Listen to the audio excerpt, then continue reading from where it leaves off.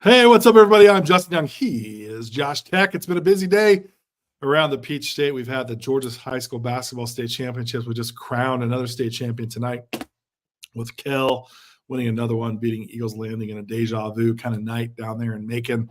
And then also during the earlier part of the day, we saw Westside Augusta, do the same exact thing, bring home another state championship. So it's a deja vu Thursday in the Peach. Josh, I know you've had basketball, I think, since 10 o'clock this morning on your TV. Yeah. Or I guess it'd be noon. Sorry, since noon your time today. What'd you think of the day so far? Well, I'm still riding high off this ASUN tournament that's going on right now. I think that's the talk of the town. I know that there was some basketball games played in Macon, but that Stetson Jacksonville game was incredible. So that's where my brain's at right now. I just wrapped it up, so I'm kind of stuck in that mode. But I'm ready to talk some high school hoops too. Well, let's talk about it. We did. We just wrapped up the other game too, not that long ago, with Eagles Landing doing it all over, Kell beating Eagles Landing all over again. It just felt like it was a rewind. I felt like I was back in 2023. It was just the same old song and dance. It felt like a really similar game. Yeah. Long and short of it, I thought for the most part, Kell, for the first three quarters, was a pretty good back and forth. It was a nice kind of possession for possession. It didn't get too wide. But really, as we wound down the third quarter, Kell had some big shots from three and really kind of rode the hot hand and really kind of broke it open. Eagles Landing just didn't have enough. What was your overall take? What's Josh Tech spin on that action from down in Macon? Yeah, I mean, you kind of nailed it there. For the most part, it was back and forth. CJ Brown was really good again. I mean, he had 21 points, 9 rebounds, and was kind of the guy early on that did pretty much everything for Kell. I think at halftime, he had 13 points, and nobody else had anywhere close to that on Kell. So he had half of their points because he had 26 going into the half. So CJ had 13 out of 26. And then in the fourth quarter is when the shots really started to fall down, because we know that this Kell team can shoot it. Chris McClavish can shoot it. Jalen Cologne can shoot it. Connor Staphylakis can shoot it. And it took them a while to get there, but they all started to hit shots late. And Connor Staphylakis, especially started getting going late when he hit, I think it was 3 in a row. He had 3 threes or close to it. He had 3 threes late that kind of broke the game open for Kell. Yeah, I thought those were huge. That three he had in the corner right in the third quarter was unbelievable. Really, I thought gave them the momentum going into that closing quarter to really hold off, because we know Eagles Landing is going to battle back. I mean, that's what they do. There's no they've been there 4 straight years in that title game. Like, they know what it takes to get there. But unfortunately for them, they ran into a buzzsaw named Kell. And let's talk about CJ Brown for a second. He was incredible. I feel like the more I watch him, the more I appreciate his ability to be clutch. And it makes total sense why Amir Abdel-Rahim went after him, because I felt the same exact way about Brandon Stroud and Chris Youngblood and what they were able to do at East Coweta, particularly Youngblood. There's a killer mentality with Youngblood. We saw that. It transferred over to Kennesaw. Now we're seeing that again with the success there at South Florida. I feel like CJ Brown has that same sort of makeup that we've seen from those guys that will bode well, that will carry over, that will translate to the collegiate game. In your time there in Atlanta, and I know you've seen Kell a lot, as far as like a big game ability, where does CJ Brown rank for you in your time that you've been seeing a lot of basketball there in Cobb County? Yeah, I mean, he ranks up there with all of the greats of Cobb County in recent memory. I mean, he's been the leader on the Kell team that's won back-to-back state championships. That's something that Scoot Henderson couldn't even say, right? And Scoot was the second pick. I'm not saying CJ Brown's going to be the second pick or anything like that, but like, it just goes to show how CJ has really stepped up as the torchbearer for this Kell program over the last 2 years. I think he's one of my favorite guys to watch in Georgia, regardless of class, regardless of age. And the more I see him, the more I just like, he's on, I'm watching. Like, he's got that type of ability. You know, tonight when I was watching this team, you talked about the guard play and their relentlessness and their shooting. You know what it reminded me of? Speaking of Cobb County teams, it reminded me of the Pebblebrook era of all those great guards that George Washington had. Like, they were so tough to play because they just never stopped coming at you.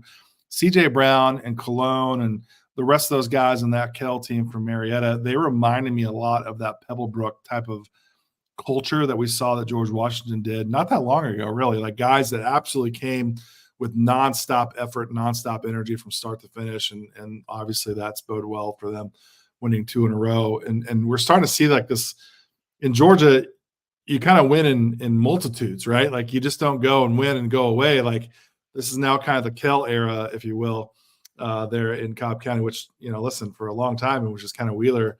And then it was McEachern and here and there. But now here we have Kell, another program that's a real contender at the very top. Let's talk about Cannon Richards just for a second, too. I thought he was so important on the glass. They got several stops, several defensive rebounds that really kept this constant attack of Eagles Landing at bay. Like Eagles Landing is so relentless. They get to the line, they challenge you at the rim, and Cannon was not going to allow them to have second chance possessions.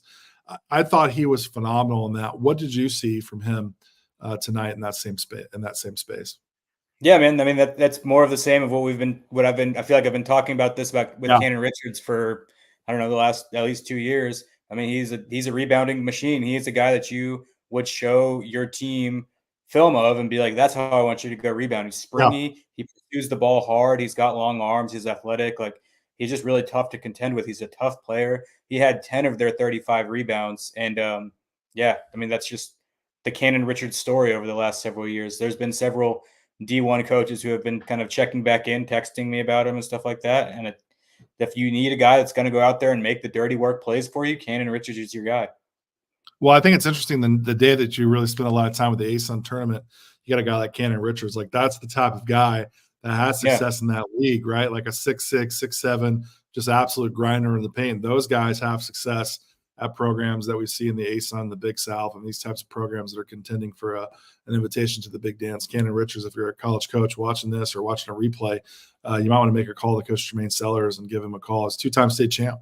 A two-time state champ. What else do you need to know coming out of this city? I mean, he's played a major factor on both those teams. Yeah. It's not like he was just kind of a background player. Last year, he was arguably better in spots than Peyton Marshall was because of his I guess his agility on defense. He was able to kind of keep quicker teams like an Eagles Landing at bay because he was able to run with them more so than Peyton was last year.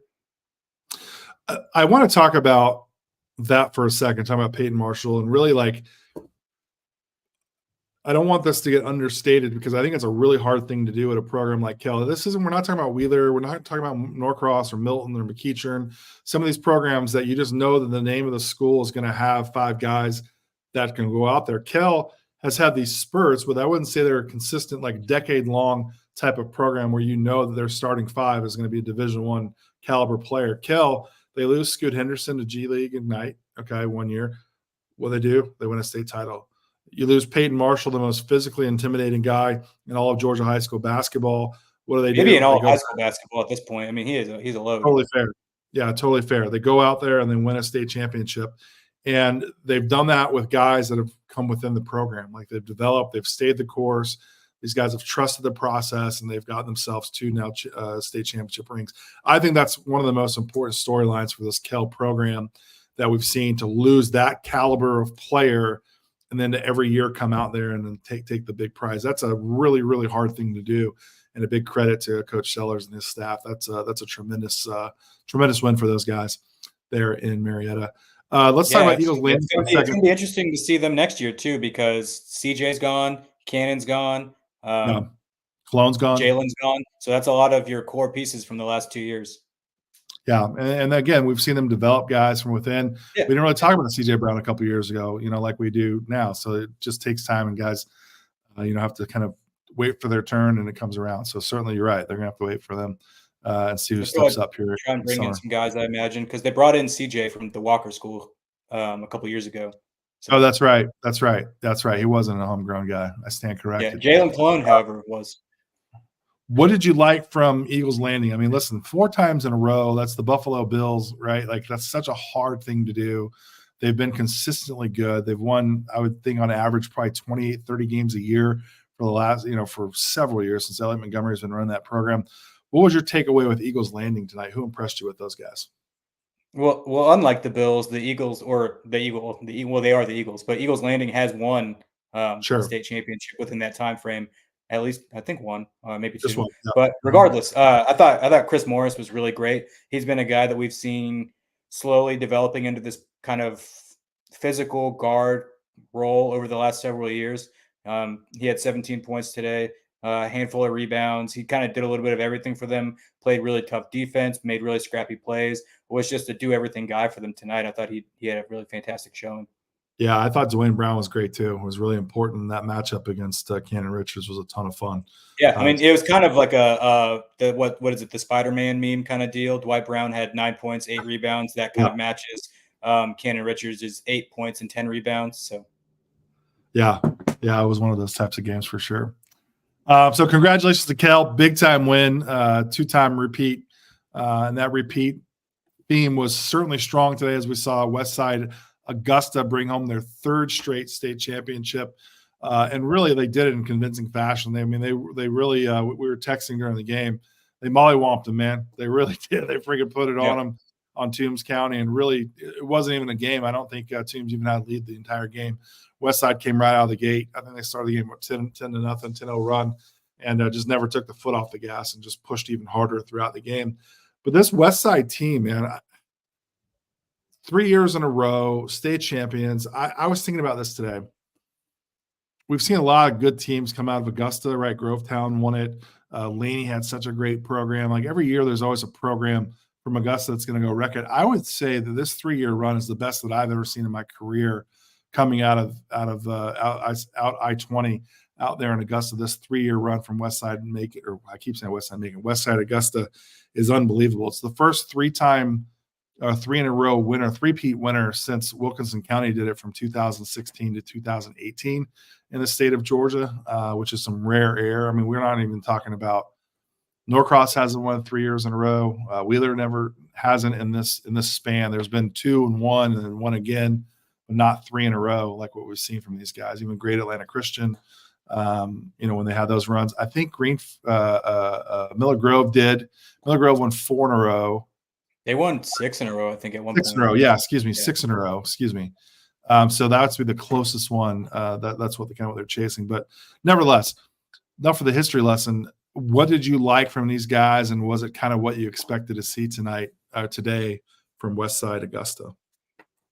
Yeah, I mean, it was what I expected to see out of Westside. I thought that it might be a bit of a closer game, but Westside's defense was pretty overwhelming, and I thought that their depth really won out in this game. They kind of came at you in waves, and they had 8. I think they had 8 guys score, maybe more than that at this point with like garbage time and all of that. But when the game was, in its, I guess at its peak, they were playing about 8 guys, and all 8 guys had scored at that point. So it really goes to show the depth that they kind of played with this week.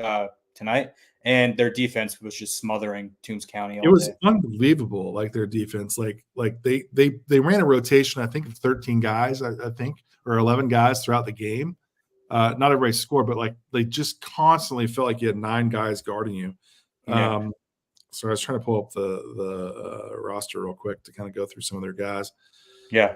I mean, Levante Ivory was the leading scorer. He had 14 points, and that I feel like that just goes to show the depth of their game, because their leading scorer had 14 points and they scored 64. I mean, Levante has been kind of East Georgia. Sorry, I had to think about my geography, and East Georgia stalwart for the last several years. He's a senior now, but he had played at Thompson for the last 3 years, and he transferred over to Westside this year, and he finally got that state championship. And I feel like this is a culmination of his career. He's had a great high school career since he was a freshman. He went out on top as the leading scorer on a championship team. Yeah, he was great. I thought Dontrell Jackson was really good too. The sophomore really showed some stuff. Great handles, very, very quick with the ball. Excited to see where he comes up. We always talk about young guys. We talked about yesterday, Justin Wise kind of taking advantage of the stage. I thought Dontrell Jackson was really impressive as a guy that I want to keep my eyes on here coming up with travel. I think Jarius Atkinson might be an underclassman too, or he's not a senior at least. And he's made some very athletic plays throughout this whole season. And I've started watching Westside more over, since February started, and he's just been an athletic beast for them throughout, the time I've been watching. So he's a guy to look out for too. Like I said, I think this is probably the best seasons or the best group that I've ever seen from the CSRA ever in my career. I mean, that's saying a lot. I love the Laney teams from back in 2000, and I guess it was 13 to 15, maybe 14 to 16. unbelievable run that they had out there in Augusta. Went out there a couple times, but this is a group, man. That's a special group to win it 3 times in a row. Like I said, first time that we've seen that in the last 5 years. Out of any team in the state of Georgia, win 3 in a row. So fast, so furious. Love what they brought to the table. Tomorrow, man, we're gonna do it again. What do we got on tap tomorrow, Josh? Let me double check here. Looks like we got 3A, Sandy Creek versus Salty Johnson. And then 6A, right? Yeah, tomorrow's Friday. Yep. Riverwood versus Alexander. So we got 2 pretty good games coming up. Yeah, gonna be another fast-paced game. We'll have you covered as well. We do a rapid reaction like we did today, tomorrow night on Friday night. So tell your wife or your girlfriend you don't have to wait because you got to stay up late with Josh and Justin on the podcast. What time is it out there? It's 9:45. That's it. That's it. Yeah. The night is young, man. You got like what West Coast Conference games to watch tonight? Hell yeah. I'm a massive WCC guy because that's my going to bed conference and the Mountain West. I got some NBA games I got to get after too, man. We got a lot going on. A lot going on. Have you been watching any other film or you just been watching Georgia stuff and college stuff? Because I've been watching a lot of out-of-state stuff as well. I've been watching mostly Georgia in college. I've seen a couple of things here and there, but when I got back from Australia, it felt like it was time for me to kind of go into deep dive mode when it comes to state playoffs for Georgia, Sure. and then kind of priming up for March, which it is now. So I've been kind of hitting those hard and watching movies, not other. You're prepping for the Oscars, I see. That's what you're doing. Yeah. Well, if you're watching this stream, let me know in the comments below if there's a game that we need to see. It doesn't have to be in Georgia. It can be anywhere. I'd love to get some tips, particularly maybe in the state of Tennessee. I haven't watched anything from Tennessee yet. Spent a lot of time in Alabama. Spent a lot of time in North Carolina. I need to get to South Carolina and Florida. But if you got any games in Tennessee, any players I need to watch, let me know. Tennessee's on my short list of states I need to dive into here coming up this weekend. So for Josh Tech, I'm Justin Young. We appreciate you watching. Again, make sure you go to hoopscene.com/events. We got a big season ahead of us, tipping off, man, right around the corner, a couple weeks from now at Swanee Sports Academy. We've got events down in Florida as well. Right around the corner, we'll be in Alabama at the end of the month for the Bama Jam. We'll be in Tennessee as well for the Tennessee Tip-Off, and Knoxville, the Knoxville Convention Center, another convention center event for us. So we got stuff for all sizes, for all ages, for boys and girls. Make sure you go to hoopscene.com/events. Go ahead and get your teams registered, circle some stuff on your calendar, and we'd love to see you back in the gym with travel ball. Josh, good night, sir. Enjoy the games, and Yes, hopefully your practice. Yeah, we'll see you soon enough. Appreciate you. Sounds good.